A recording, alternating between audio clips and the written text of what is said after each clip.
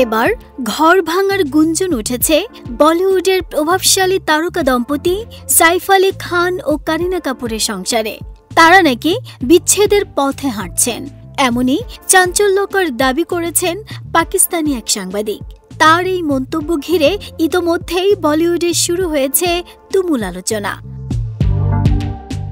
ওই সাংবাদিকের দাবি, বেশ কিছুদিন ধরেই সাইফ করিনা মোটেই সুখে নেই।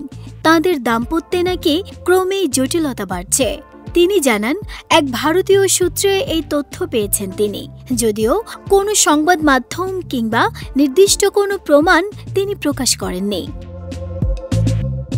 তার দাবি, করিনা একবার সাইফকে অন্য এক মহিলার সঙ্গে হাতে নাতে ধরেন, যা থেকেই দাম্পত্য জীবনে ফাটল ধরে।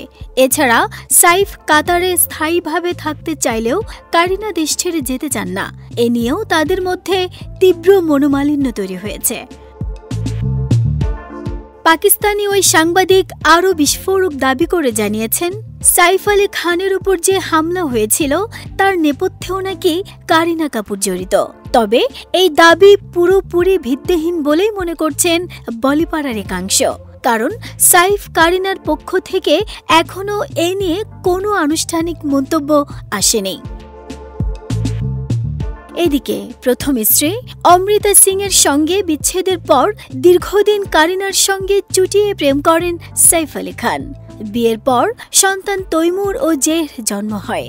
ক্যারিয়ার ও সংসার একসঙ্গে সামলে আসছেন করিনা।